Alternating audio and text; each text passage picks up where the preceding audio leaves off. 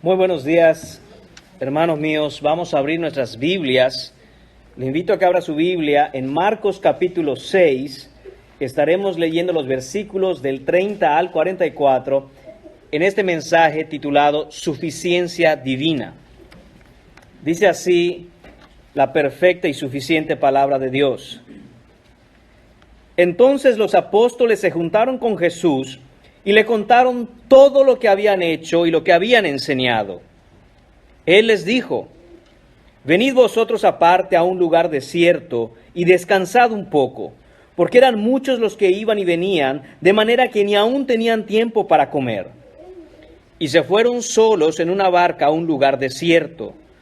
Pero muchos los vieron ir y le reconocieron, y muchos fueron allá a pie desde las ciudades y llegaron antes que ellos y se juntaron a él.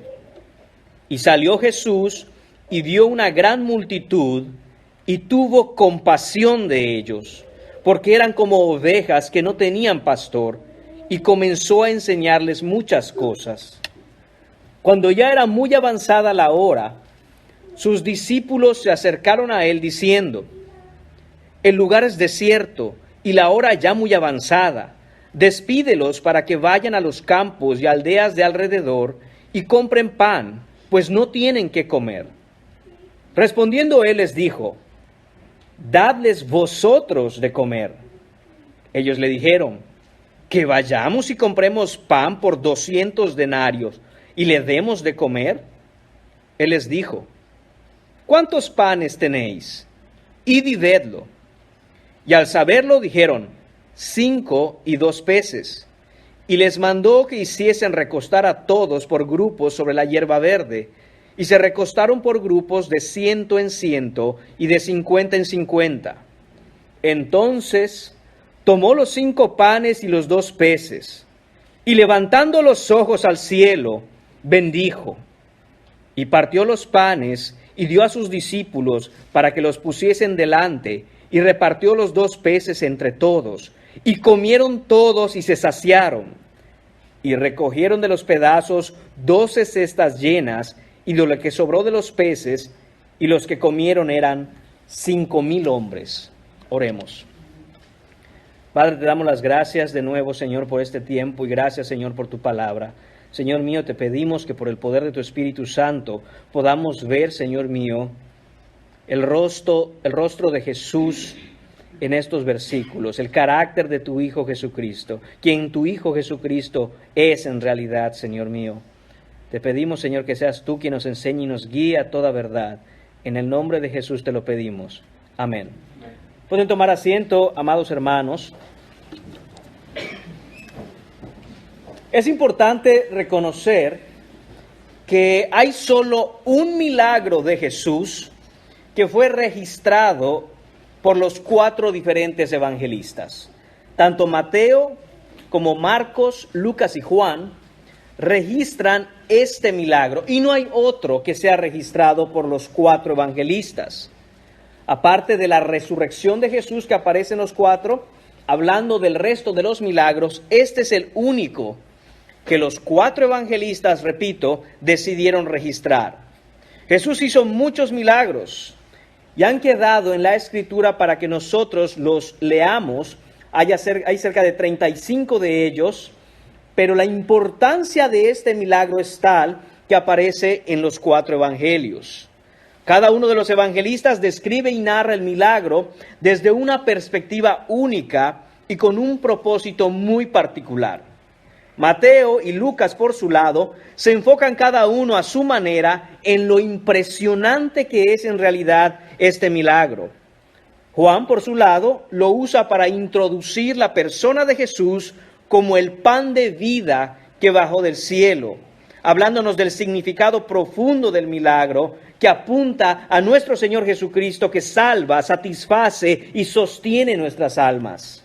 Aquí, en esta mañana, Marcos hace un enfoque en la amorosa compasión de Cristo por la gente y tiene el propósito de mostrarnos 3 cosas, hermanos, que me gustaría que tengan en mente durante todo el mensaje. La primera: ¿quién es Cristo? ¿Quién es Cristo realmente, según es revelado en el Antiguo Testamento? Segundo, ¿Cómo es Cristo? ¿Cómo es nuestro Cristo a diferencia de cualquier otro? Sea otro maestro, sea otro profeta, sea otro sacerdote, incluyendo cualquier otro falso Dios, invento de la mente humana. ¿Cómo es nuestro Cristo? Tercero, ¿a qué vino Cristo? Jesús es el Rey de Gloria que encarnado se ha hecho siervo por amor para pagar el rescate de su pueblo con su propia vida. Esto es lo que veremos en este pasaje por la gracia de nuestro Señor. Y vamos a ver el primer punto que se encuentra en los versículos 30 a 33, que se titula El cansancio natural. Dice el versículo 30, entonces los apóstoles se juntaron con Jesús y le contaron todo lo que habían hecho y lo que habían enseñado. Recordemos, hermanos míos, que Jesús ha enviado a sus discípulos ahora a poner manos en el arado. Están ahora ellos trabajando por el reino. Pasaron de ser simples espectadores de lo maravilloso de la enseñanza de Jesús, de lo maravilloso que Jesús es al hacer las obras que hace, y fueron enviados por el mismo Jesús sin nada a predicar el evangelio. Ahora han regresado donde Jesús, después de aproximadamente haber predicado en 200 aldeas, en esta gira de predicación, proclamando el evangelio, han llegado donde Jesús, y el versículo 31 nos dice que Jesús, al recibirlos, les dice lo siguiente: venid vosotros aparte a un lugar desierto y descansad un poco. Jesús entiende y sabe de la necesidad que nosotros tenemos de manera natural de descansar. Estamos cansados muchas veces por servir en el ministerio. Estamos cansados muchas veces porque la vida misma es así, es difícil. Pero debemos sacar un tiempo para descansar, no para entretener nuestro cuerpo o entretener nuestra mente, pero realmente tomar un descanso. Dice además que eran muchos los que iban y venían. La gente ahora está buscando a los discípulos y está buscando a Jesús. Recordemos que también hemos leído que la fama de Jesús empieza a ser muy grande, es muy popular, y ahora donde ven a sus discípulos o lo ven a Él, la gente se acerca, va donde Él y le busca. Ellos están ahí para descansar y para comer, porque no tenían tiempo de comer. A este grado es el servicio, la voluntad de los discípulos por hacer lo que el Maestro les ha enseñado. Y ahora necesitan un descanso natural. Sin embargo, dice que a pesar de que se fueron solos en una barca a un lugar desierto, es decir, donde no hubiera nadie, precisamente para apartarse un momento de las demandas difíciles y profundas de la gente, quieren estar con Jesús solos en un lugar desierto. No es lo que el Señor tenía preparado para ellos, porque dice que muchos le vieron venir y le reconocieron. Vieron a Jesús con ellos, vieron a su equipo de trabajo, vieron a los discípulos, a los apóstoles, y dijeron, vamos donde ellos. Mucha gente, incluso a pie, dice el versículo 33, de muchas ciudades llegaron antes que ellos y se juntaron a Él.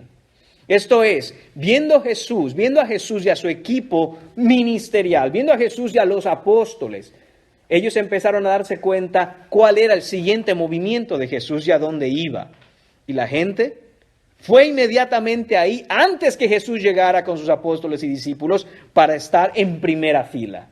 Imagine esto como cuando hay un evento importante. En el mundo, por ejemplo, se hacen eventos importantes, ya sea en la política, ya sea por las celebridades. Y cuando hay, por ejemplo, un concierto de alguien famoso, los seguidores de aquel artista están ahí desde temprano buscando el mejor asiento, buscando la mejor posición en donde van a ver a aquel que quieren ver. Esto es lo que estaba sucediendo aquí. Esta gente quería estar donde Jesús, cerca de los apóstoles. Querían ser los primeros en recibirle. Y llegan ahí y están esperándole. Esto nos lleva al punto número 2, hermanos míos. La compasión divina. Pareciera que el plan de los discípulos por descansar no está funcionando. Y está esta gente esperándole. Y dice el versículo 34, y salió Jesús y vio una gran multitud. Hermano, hermana, esto no son 100 personas. Esto no son 200 personas, ni 500. El texto dice, una gran multitud.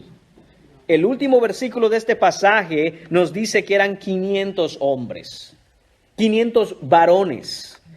Además, Mateo, narrándonos la misma escena en el capítulo 14, versículo 21, nos dice que estaban contando únicamente a los hombres, sin contar a las mujeres y los niños. Había una gran multitud de tal forma que difícilmente se pudiera saber la cantidad exacta. Sin embargo, por lo general y estadísticamente, hay más mujeres que hombres en cualquier multitud. Y sobre todo cuando hay reuniones que tienen que ver o tratan con asuntos espirituales. Y un paréntesis a esto, hermanos varones, eso no debe ser así. Sin embargo, esta es la realidad. Habían ahí 5,000 hombres, 5,000 varones, sin contar a las mujeres y los niños. Y por lo menos se podría calcular que el número de personas reunidas ahí es de 15,000. Por lo menos. Estamos hablando de los números más bajos razonables. Pero fácilmente pudiéramos decir que debiéramos extender ese número a 20,000. Hay quienes hablan hasta de 25,000. Esta es la gran multitud. De manera personal estaré pensando en 20,000 personas. Creo que el punto es claro. La multitud es muy grande. Imagine usted a 20,000 personas escuchando a Jesús, estando esperándole y esperando a los discípulos. ¿Y qué dice el texto? Dice el versículo 34 que Jesús tuvo compasión de ellos. Al mirar esta gran multitud, Jesús se compadece. Jesús es movido en su interior a compadecerse. La palabra clave aquí es compasión. La compasión de Jesús por la gente. Jesús mira a la multitud como solo Dios puede mirar la profundidad del alma. Jesús puede ver el vacío espiritual, la necesidad de ser rescatados, el abandono del espíritu, y se le conmueven las entrañas, porque de ahí viene la traducción para compasión al español.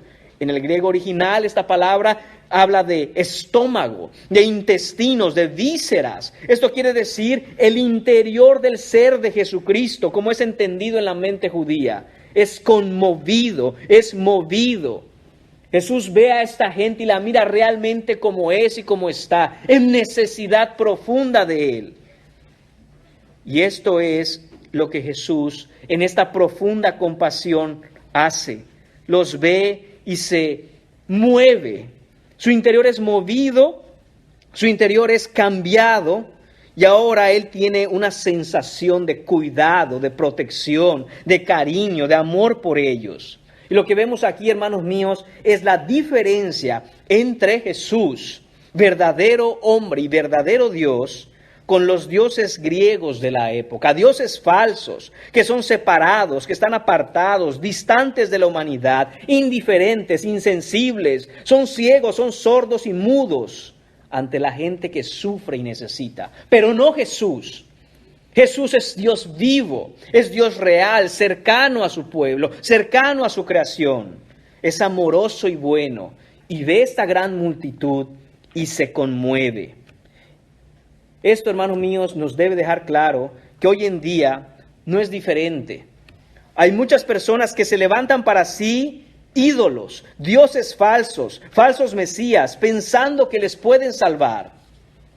A veces es el Dios dinero. A veces es el Dios trabajo, el Dios comodidad, el Dios persigue tus sueños, el Dios gobierno, el Dios prosperidad, y a saber cuántos y cuáles más dioses, pensando que ellos al servirles les pueden salvar. Pero nada de eso, ninguna de las cosas que tú te levantes como un ídolo o como un Dios, nada a lo que sirvas que no sea Jesús, se va a preocupar por el bienestar de tu alma. Ese solo Jesús lo hace. Eso es solo Jesús quien puede verlo y puede compadecerse de nosotros. Nada se preocupa, no importa que sea, por el bienestar de tu alma y por tu vida eterna. Nada de eso te va a salvar de la condenación. Solo Jesús, solo Cristo puede ver en lo profundo de nuestro ser y en lo profundo de nuestra alma e identificar la necesidad real que tenemos. Solo Jesucristo es compasivo y responde al clamor de quien viene a Él, reconociendo que su alma necesita salvación. ¿Por qué se conmueve Jesús? ¿Qué es lo que hace que las entrañas de Jesús se conmuevan de esta manera? Vemos que el versículo que sigue, el final del versículo nos explica la razón por la cual Jesús se conmueve. Dice el versículo, porque eran como ovejas que no tenían pastor. Esa es la razón por la cual Jesús es conmovido al ver la gran multitud. Él está mirando a esta gente y lo que él ve lo compara con una multitud de ovejas que no tienen pastor.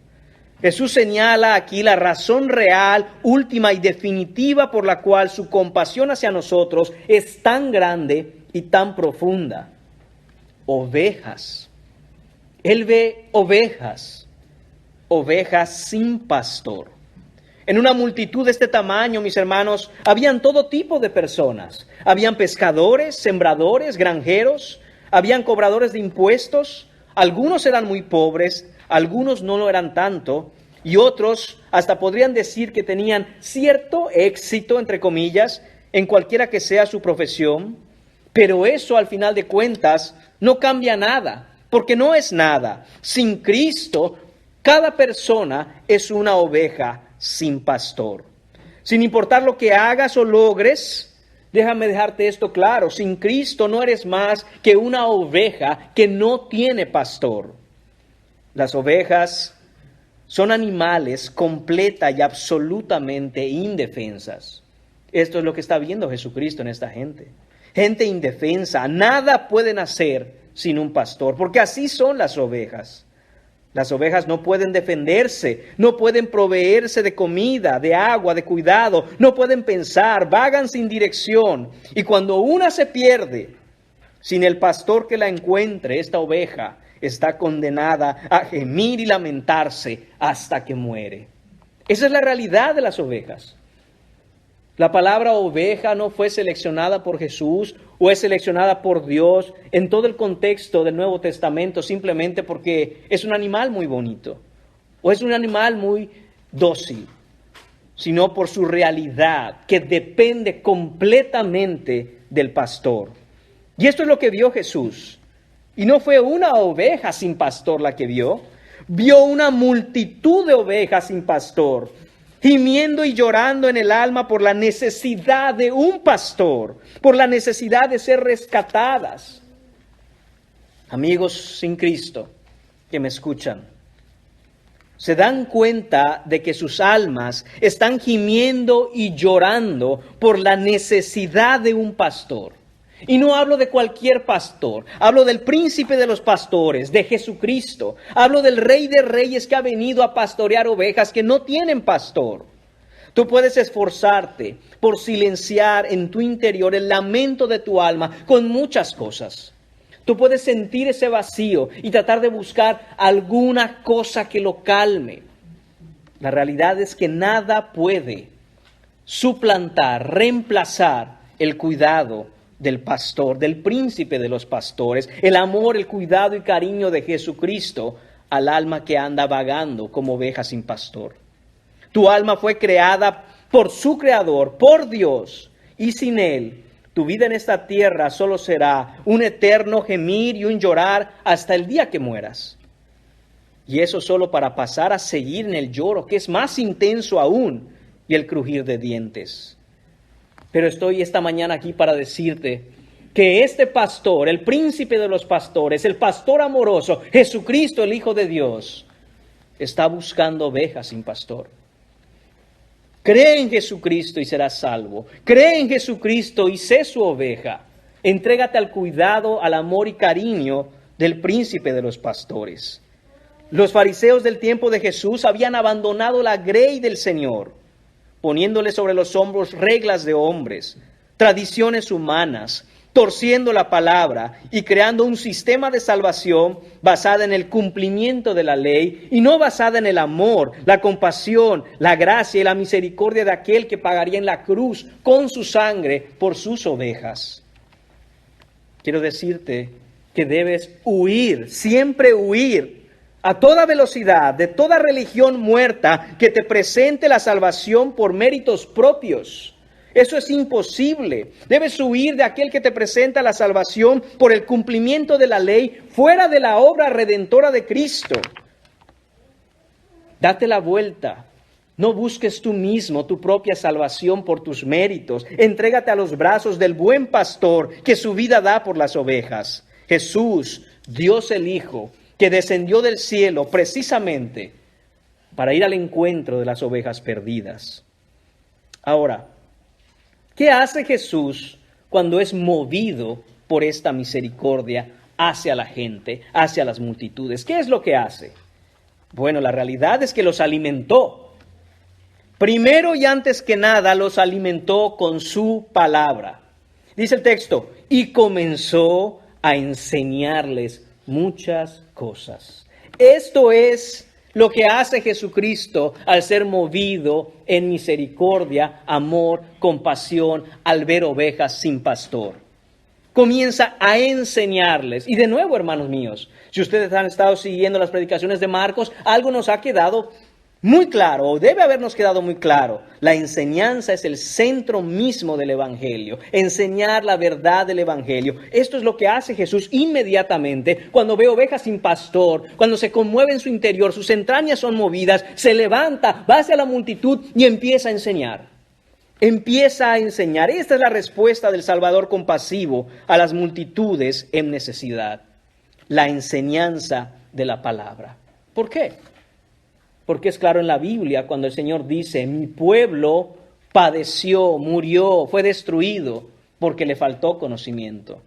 Es en el conocimiento de la verdad que nosotros tendremos vida. Y eso es lo que hace Jesús. No solo de pan vive el hombre, sino de toda palabra que sale de la boca de Dios. Este es el alimento más importante, aún más importante que el alimento material, el alimento de la palabra. Y Jesús, el buen pastor, da prioridad a alimentar a las ovejas con su palabra antes que alimentarlos físicamente. A mí, hermanos míos, esto me parece increíble y desafía lo que yo pienso acerca del Evangelio. ¿Es en serio, Jesús?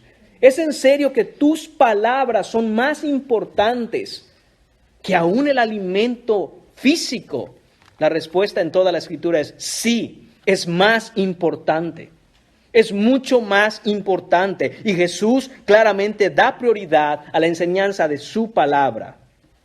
La pregunta es, ¿a qué das prioridad tú cuando de alimento se trata? ¿A qué le das prioridad? ¿Qué es lo que persigues? ¿Le das prioridad a la Escritura o a la tortilla? ¿A la palabra o al pan? ¿A qué le das prioridad? ¿Te esfuerzas más por preservar tu cuerpo y saciar tu estómago? ¿O tu enfoque y energía se concentran en preservar tu fe y saciar tu alma? Esa es la realidad de lo que Jesús está presentando aquí.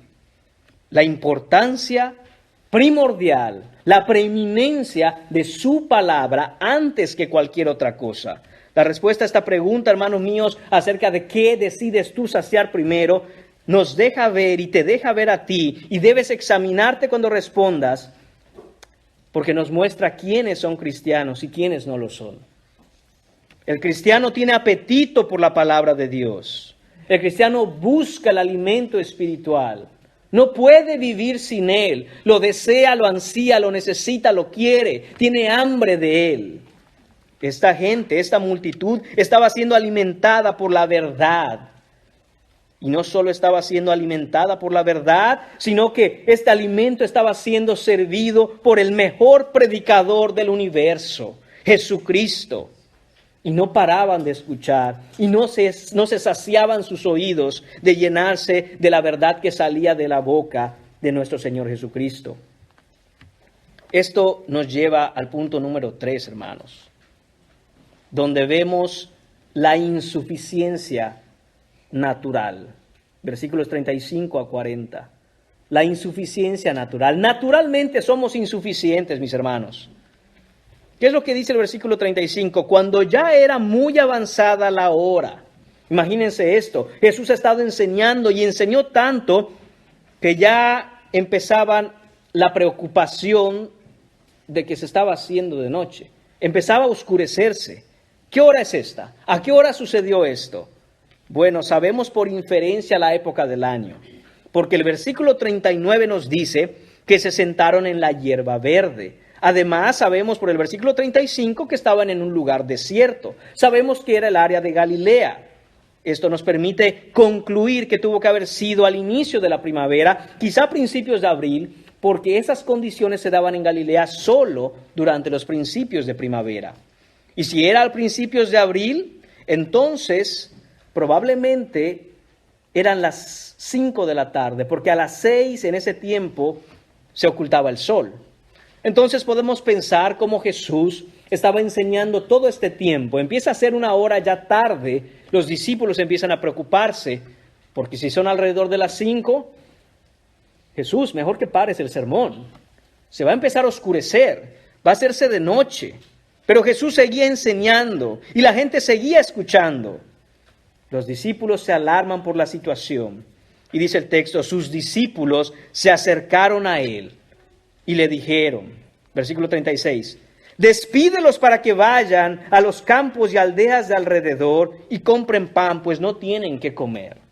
Ahí está la preocupación de los discípulos. ¿Qué vamos a hacer con esta multitud de probablemente 20,000 personas que han estado escuchando todo este rato, todo este tiempo, y ahora se empieza a oscurecer y no tienen nada que comer? Los discípulos están genuinamente preocupados por esta gente. Piensan en que deben tener hambre, piensan en cómo podrían conseguir alimentos. Y se acercan a Jesús y le dicen, para la enseñanza, para el sermón, y despídelos, que se vayan a comer, que busquen qué comer, porque estamos en un lugar desierto. Sin embargo, hermanos míos, a pesar de la genuina preocupación de los discípulos, ellos estaban pasando por alto algo muy importante. Y esto importante es que es Jesús quien tiene el plan y es Jesús quien tiene la agenda y no ellos. En un bien intencionado sentir, estos hombres van y le dicen a Jesús qué hacer. Escúchame, Jesús, te voy a decir qué tienes que hacer, porque tal vez no te has dado cuenta, se está haciendo tarde, esta gente no tiene que comer, para la predicación y despídelos. Ellos tenían un plan, pero no recordaban que el que hace los planes es Cristo y no ellos. Y a veces, hermanos míos, tenemos que mirarnos a nosotros y no, a veces hasta de manera bien intencionada, somos irreverentes con Jesús. Oramos y le decimos, Señor, yo quiero que hagas así y así y así y así. Señor, mira, hay esta situación. Te voy a dar un consejo, mira, y si haces esto, esto y esto y esto, te lo agradecería mucho. Hermanos, pero no es así.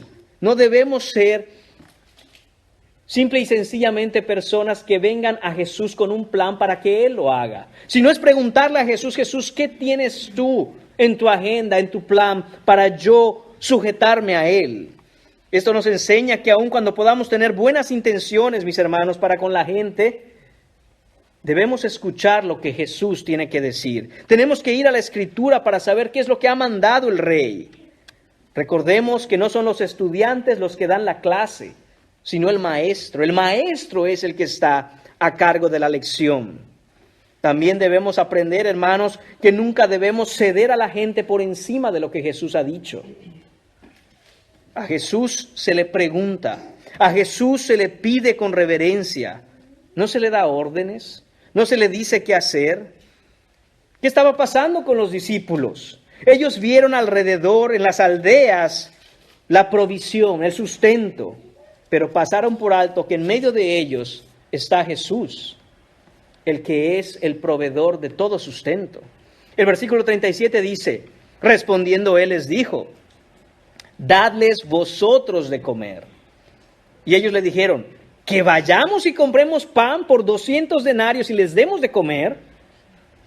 Me encanta cómo Jesús inmediatamente les recuerda a sus discípulos quién está a cargo.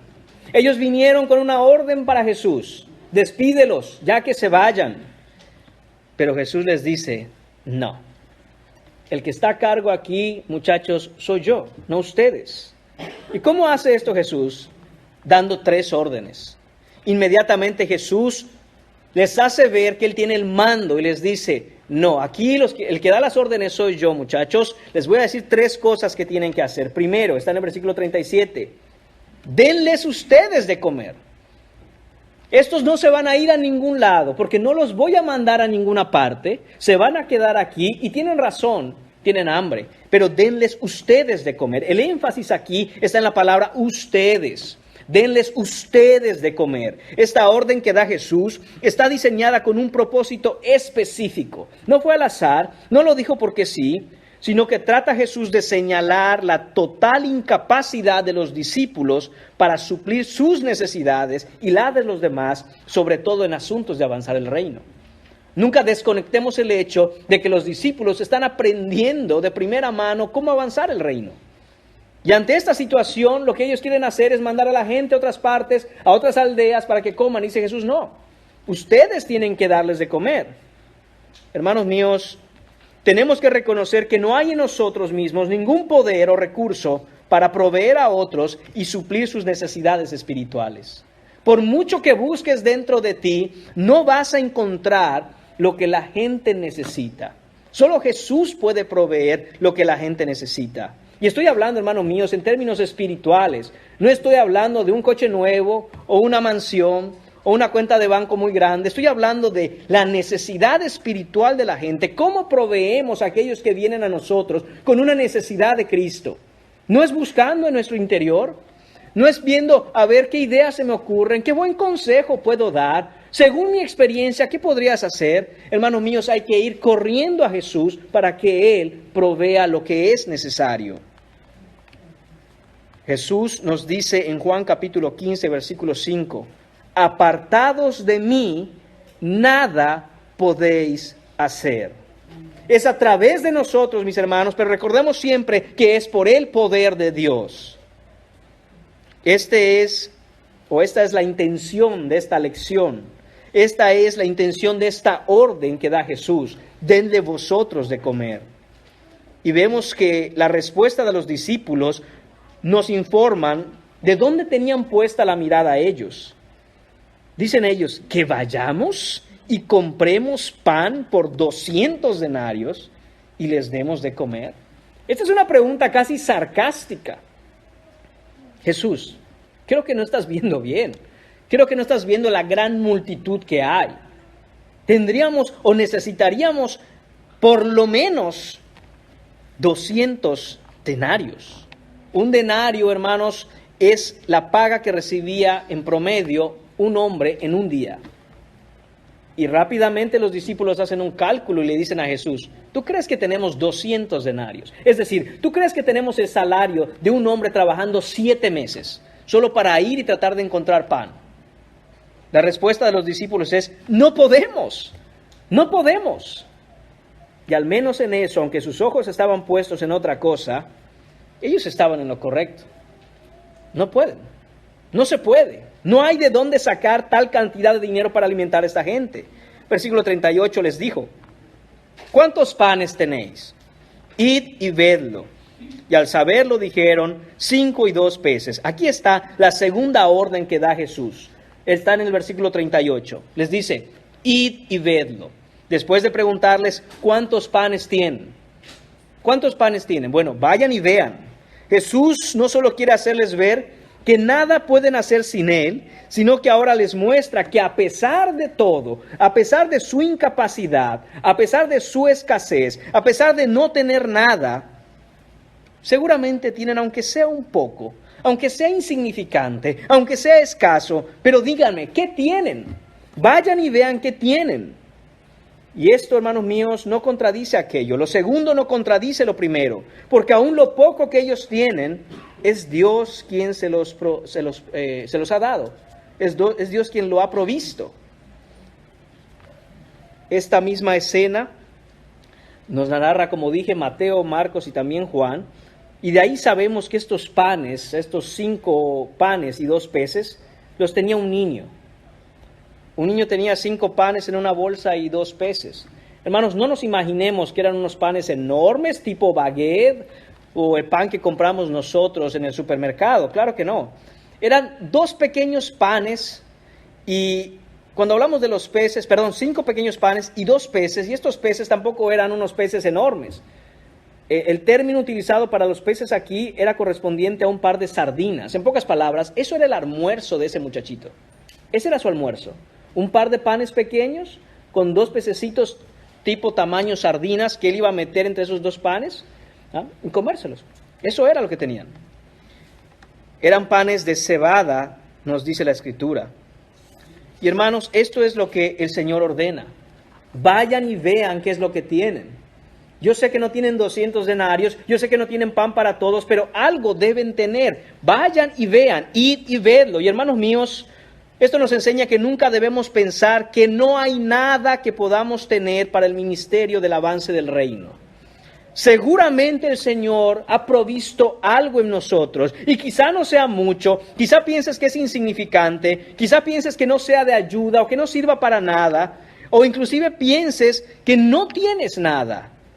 Pero hermanos, la orden de Jesús es clara: id y vedlo.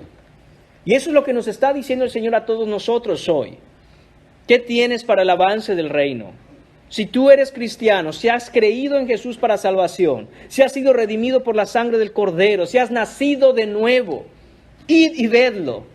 ¿Qué es lo que tienes? Sea poco, sea escaso, sea casi nada. ¿Qué es lo que tienes? Id y vedlo. Efesios capítulo 4, versículo 7 nos dice: a cada uno de nosotros fue dada la gracia conforme a la medida del don de Cristo. Algo nos ha dado el Señor, algo tendrás, id y vedlo. Versículo 39 dice: y les mandó que hiciesen recostar a todos por grupos sobre la hierba verde. Y el versículo 40 continúa: y se recostaron por grupos de 100 en 100 y de 50 en 50. Y aquí está la tercera orden que da Jesús. Les dice: denle vosotros de comer. Dice: id y ved lo que tienen. Y tercero, ahora los manda que se recuesten todos por grupos sobre la hierba verde. Jesús manda que hicieran recostar a todos. Y esto nos habla y enseña, hermanos míos, del orden y la organización que debe haber en el avance del reino de Dios. No importa si son 100 personas, 200, 5,000, 15,000, 20,000. Debe haber un orden. Las cosas entre cristianos nunca deben hacerse a tontas y locas, sino con calma, en orden, en armonía, con una estructura. Debe haber una organización, un método, un sistema, un plan. Primera de Corintios capítulo 14, versículo 33 nos dice: porque Dios no es un Dios de confusión, sino de paz. Otra traducción nos dice: porque a Dios no le gusta el desorden y el alboroto, sino la paz y el orden. Todo lo que hace Cristo lo hace en orden. Y uno podría pensar, pero la situación amerita estar en un alboroto. Se está entrando la noche, no tienen qué comer, hay una gran multitud de quizá 20,000 o más personas. ¿Y qué dice Jesús? Denle vosotros de comer, id, vean lo que tienen y organícense, todo en calma, todo en paz. Hermanos míos, hay una falta de oír y obedecer lo que Jesús manda cuando en la casa de Dios y el avance del reino hay desorden y desorganización.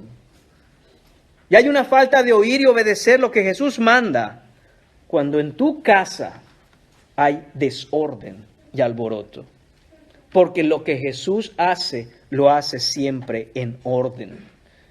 Podemos recordar lo que dice al principio de la Escritura, Génesis capítulo 1, que la tierra estaba desordenada y vacía, pero el Espíritu se movía sobre la faz del abismo. Y a la voz del Señor, ¿qué sucedió, mis hermanos? Todo empezó a cobrar orden. El orden, hermanos, es una característica del cristiano, porque Dios es un Dios de orden. El avance del reino de Dios se lleva a cabo ordenadamente. Se hace a través de nosotros, se hace a través de ustedes, con lo poco, con lo escaso, con lo que tienen, pero siempre en orden. ¿Cuál es el resultado, hermanos míos, de la obediencia a Cristo en este pasaje? ¿Qué es lo que vemos? ¿Qué es lo que vemos cuando oímos a Jesús decir: encárguense ustedes, vean lo poco que tienen y háganlo con orden? ¿Qué es lo que ocurre? Y eso nos lleva al punto número 4 de esta mañana, versículos 41 a 44. La suficiencia divina. Dice el versículo 41. Entonces tomó los 5 panes y los 2 peces, y levantando los ojos al cielo, bendijo, y partió los panes, y dio a sus discípulos para que los pusiesen delante, y repartió los 2 peces entre todos, y comieron todos, y se saciaron. Hermano mío, los discípulos trajeron lo poco que encontraron y lo pusieron en las manos de Jesús. Esto es lo que sigue. Este es el paso siguiente después de ir y ver. Después de que vayas y veas qué es lo que tú tienes, que el Señor te ha dado para su servicio, para su gloria, para su honra, para avanzar el reino, tráelo a las manos de Jesús. Tráelo donde Jesús. ¿Tienes poco tiempo para estar como buen discípulo estudiando su palabra? Trae ese poco tiempo a Jesús. No lo desperdicies.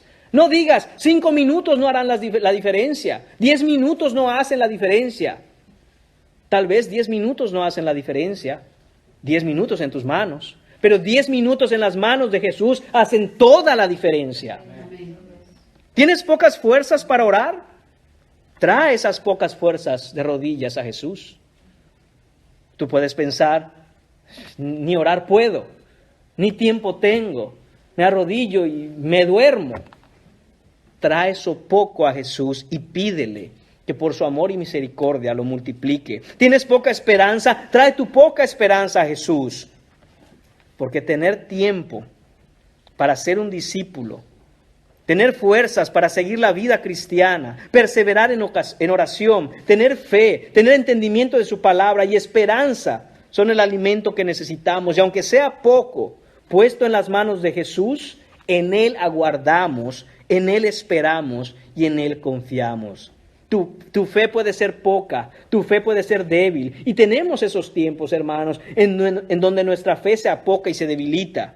Pero debemos traer nuestra fe poca y débil a Jesús y dejar que Él la fortalezca, que Él la multiplique.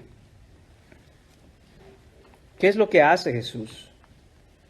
Cuando vemos a Él, hermanos míos, en lo poco, en lo escaso, ¿qué es lo que hace Jesús?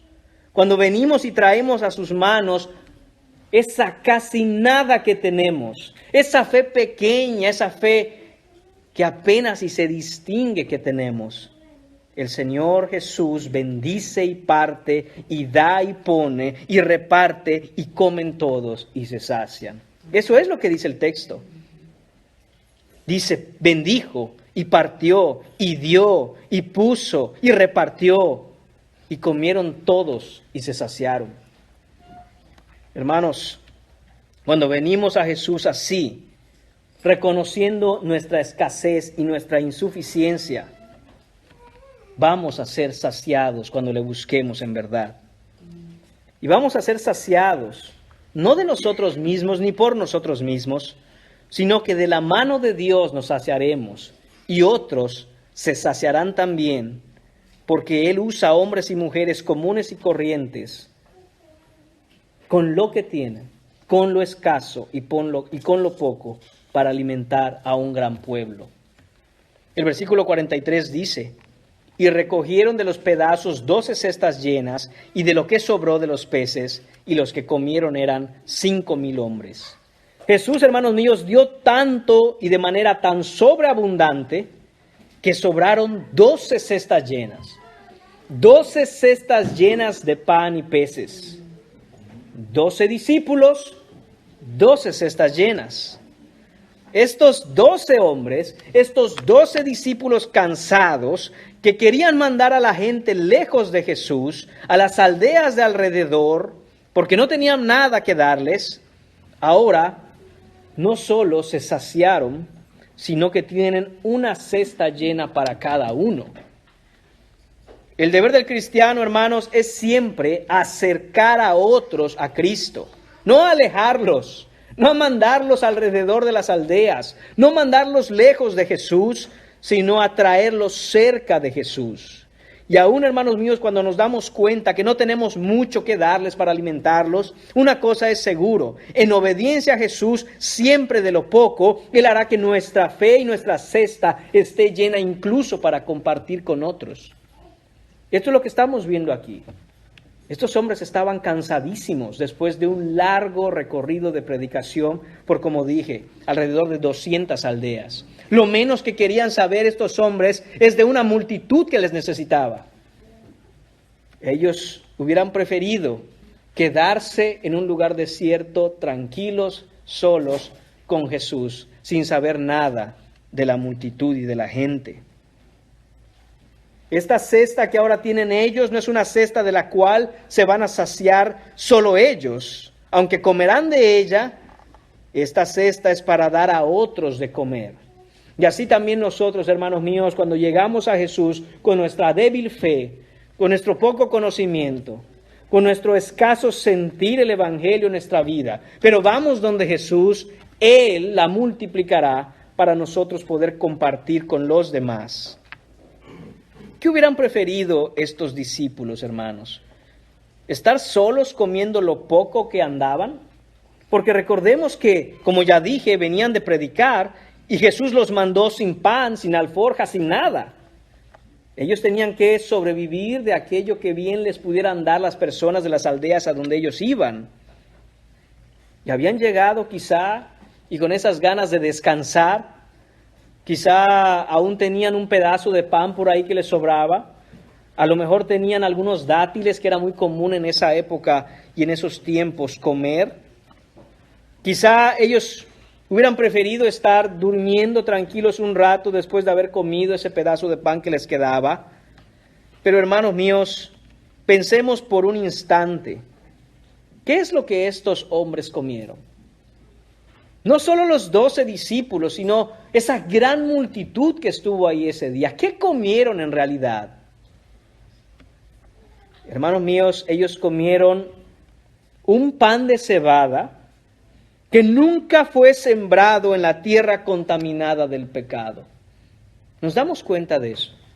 Esos panes que ellos saborearon ese día no vinieron de una planta que creció de una semilla sembrada en la tierra, que, como leemos en Génesis, fue intoxicada y fue maldita por el pecado. ¿Qué tipo de peces comieron estos hombres ese día? Fueron unos peces que nunca nadaron en el agua de la iniquidad. ¿Cómo debe ser comer un pez que nunca estuvo en el agua? ¿Cómo debe ser comer un pan que nunca fue una semilla? ¿Cómo debió haber sido probar el sabor de esos alimentos que el Señor en ese momento, por su poder, los creó ex nihilo? Es decir, de la nada. De la nada, así como en la creación Dios hizo todas las cosas, así Jesús de la nada empezó a ser alimento. Esta es la realidad, hermanos míos. Y la pregunta es, ¿qué prefieren ustedes?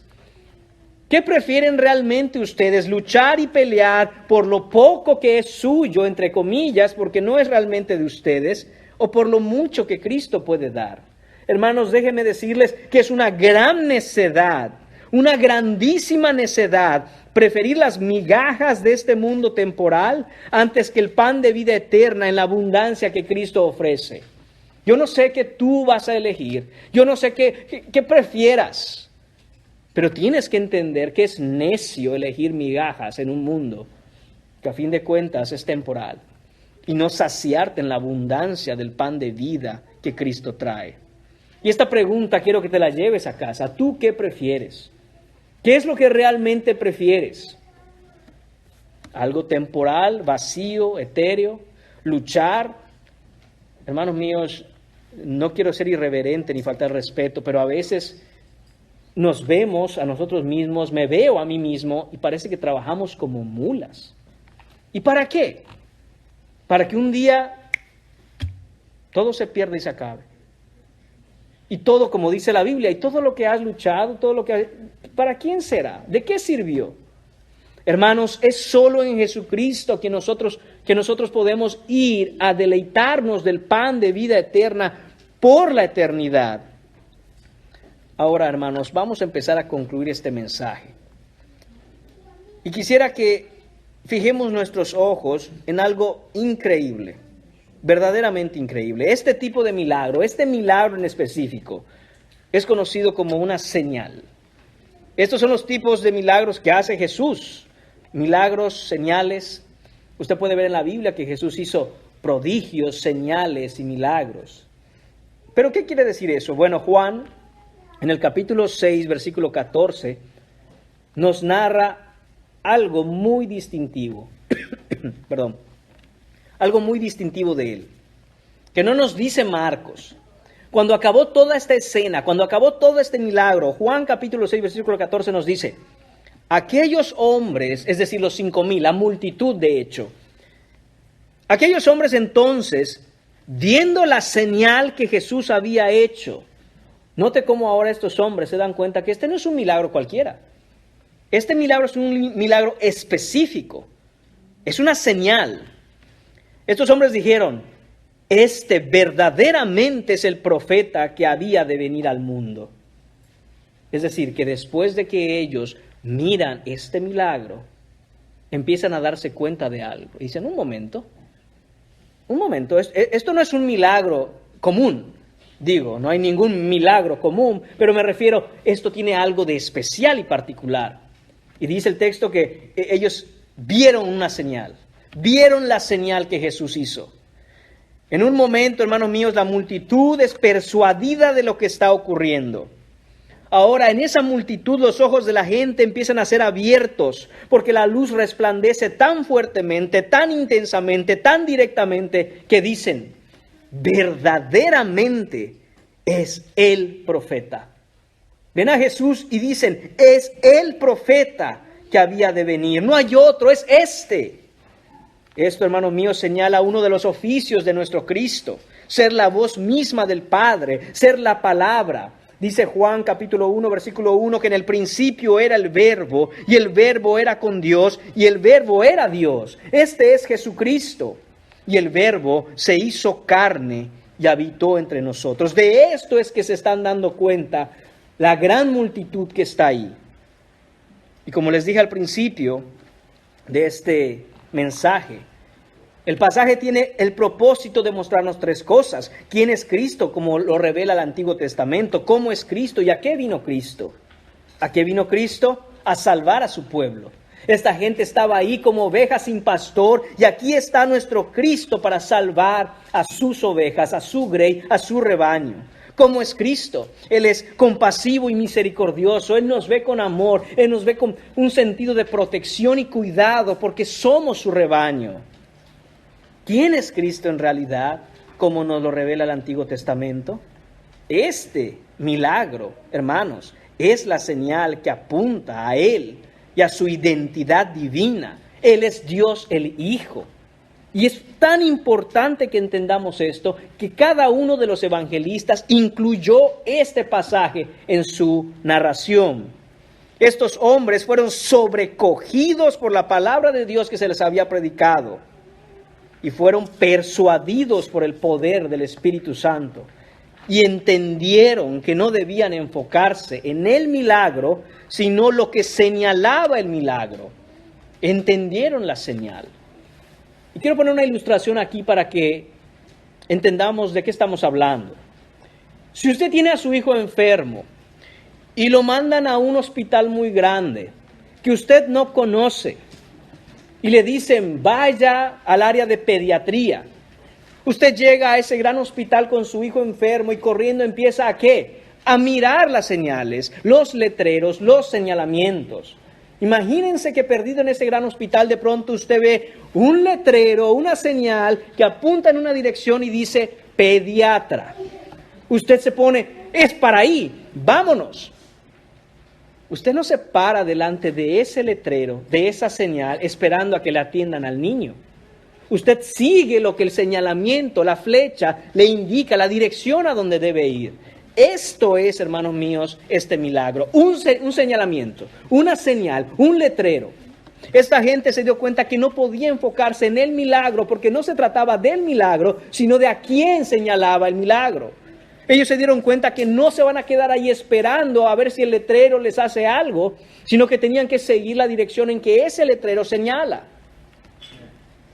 Jesús está aquí recreando, hermanos míos, una serie de flechas que lo apuntan a Él en su identidad verdaderamente. Se dan cuenta que Jesús elige intencionalmente el desierto como el lugar para hacer este milagro. ¿Por qué eligió el desierto? ¿Por qué no eligió un lugar más agradable? ¿Por qué en un desierto, mis hermanos? Porque esto debe recordarnos que el pueblo de Dios vagó 40 años en el desierto siendo alimentados por Dios mismo, por Yahweh, por el gran yo soy. De manera milagrosa les hizo comer maná del cielo. Y Jesús quiere que recuerden eso. ¿Recuerdan a sus padres, a nuestros ancestros, que Dios milagrosamente les dio de comer? Ese soy yo, dice Jesús. Jesús dice que esta multitud estaba como ovejas sin pastor. ¿Y qué nos debe recordar esto? Lo dicho por Moisés en su oración en Números capítulo 27, versículos 16 y 17. Él oraba y decía: ponga Jehová Dios de los espíritus de toda carne un varón sobre la congregación, que salga delante de ellos y que entre delante de ellos, que los saque y los introduzca. Atención, para que la congregación de Jehová no sea como ovejas sin pastor. Y Jesús dice: aquí estoy entre ustedes. Él es el enviado de Jehová. Él es la respuesta a las oraciones del pueblo de Dios diciendo: necesitamos un pastor. Y Jesús dice: aquí estoy, yo soy el enviado. Cuando Jesús manda que se organizaran de 100 y 50, esto nos debe recordar Éxodo capítulo 18, cuando Moisés organiza al pueblo y pone sobre grupos de 100, 50 y 10, y pone jueces sobre ellos para cuidar a la grey, para que los sostengan, para que todo el pueblo venga a su lugar y esté en cuidado. Y dice Jesús: ¿recuerdan a Dios hablando a través de Moisés? Cuando los organizó en el desierto para que el pueblo no se perdiera. Ya no necesitamos a Moisés porque estoy yo aquí. El gran yo soy, el creador del universo, está aquí para cuidarlos, para ordenarlos. El texto nos dice también que se recostaron todos sobre la hierba verde. Hermanos, no es incidental que se diga esto. No es porque, bueno, se escucha bonito decir que estaban sentaditos en la hierba verde. No, mis hermanos, esto es Salmos capítulo 23, versículos 1 y 2, donde dice: Jehová es mi pastor, nada me faltará. En delicados pastos me hará descansar. Hermanos, si usted tiene la Biblia de las Américas, la traducción dice: en verdes pastos me hará descansar. La gente tenía que estar viendo un momento. ¿Quién es este hombre que está con su palabra multiplicando el alimento, que nos llevó al desierto y nos cuida y nos guarda, nos da de comer, nos sienta en los pastos verdes? Este es Jesucristo, Dios verdaderamente. Él es Yahweh, Él es el gran yo soy, que antes a través de profetas habló, pero hoy ha venido a habitar entre nosotros. Es Él, está aquí entre nosotros.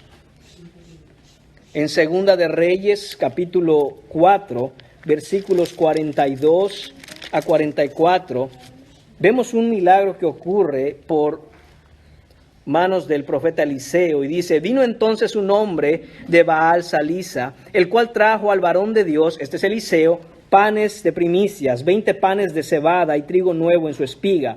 Y él dijo: da a la gente para que coma. Y respondió su sirviente: ¿cómo pondré esto delante de 100 hombres? Pero él volvió a decir: da a la gente para que coma. Atención, porque así ha dicho Jehová: comerán y sobrará. Entonces lo puso delante de ellos y comieron, y les sobró conforme a la palabra de Jehová. Otra señal, otra flecha que apunta a Cristo diciendo: ¿recuerdan el milagro que ocurrió con Eliseo? Y dijo: así dijo Jehová: pues Jehová está aquí, y yo les digo: denles vosotros de comer, y no les hará falta. Todo esto, hermanos míos, estaba cayendo sobre la mente de una multitud de personas. El Espíritu Santo vino sobre ellos para abrirle los ojos y decir: se están dando cuenta de todo lo que está ocurriendo en este desierto. y que todo señala a Jesucristo como el verdadero y único Dios del universo. Las 12 cestas nos recuerdan las 12 tribus de Israel, los 12 patriarcas y la sobreabundancia de vida que hay en Dios, en Cristo, para su pueblo, su nuevo Israel, el Israel de Dios. El Creador omnipotente ha venido a morar con su creación y a salvar lo que se había perdido. Es Jesús el Mesías, es Jesús el Dios vivo. Hermanos míos, ¿qué debemos hacer con un pasaje como este, tan rico? Hay tantas cosas en este pasaje que podríamos hacer una serie de predicaciones acerca solo de este pasaje. Pero ¿qué debemos hacer? Si estás afligido, si estás confundido, abatido, oprimido en el desierto, como una oveja sin pastor, si tú no tienes a Cristo, ven a Jesucristo el buen pastor. Ven a Jesucristo, que Él ha probado ser Dios hecho hombre, quien todas las señales del Antiguo Testamento lo señalan a Él como el verdadero Dios del universo, el que creó todas las cosas con la palabra de su poder. Ven a Cristo y Él te alimentará, te guiará, te hará descansar en delicados y verdes pastos, en aguas de reposo pastoreará tu alma. Ven a Jesucristo si no has venido a Él. Jesús tendría en Juan capítulo 8, versículos 56 a 58, un enfrentamiento con los fariseos, uno más de tantos. Y Él decía que Abraham vio su venida y se gozó. Que lo vio en su venida y hubo un gozo en Abraham. Los fariseos se burlaron y dijeron: tú no tienes ni 50 años, Jesús, y tú me estás diciendo que Abraham te conoció. Abraham hace miles de años que murió. Y Jesús le respondió: de cierto os digo que antes que Abraham era, yo soy. Esas palabras, hermanos míos, están citando cuando a Moisés se le dijo: ve y dile a Faraón. Y entonces Moisés preguntó: ¿y quién digo que me envió? Yo soy, te envió. Y eso es lo que Jesús está diciendo. Por eso los fariseos en esa escena quisieron atrapar a Jesús para matarlo, porque estaba blasfemando, haciéndose él mismo y llamándose a sí mismo: yo soy, el gran yo soy. Pero Él es, hermanos, el gran yo soy. Si no has venido en arrepentimiento y fe, ven a Cristo hoy. Ven a Cristo hoy para que seas oveja de su rebaño. Él te pastoreará, Él confortará tu alma. Él aderezará mesa frente a tus escarnecedores. Y aunque andes en valle de sombra de muerte, no temerás mal alguno, porque su vara y su cayado te infundirán aliento. Él es el buen pastor que su vida da por las ovejas. Oremos. Padre, te damos las gracias por tu palabra. Y te damos las gracias, Señor, por tu Hijo Jesucristo.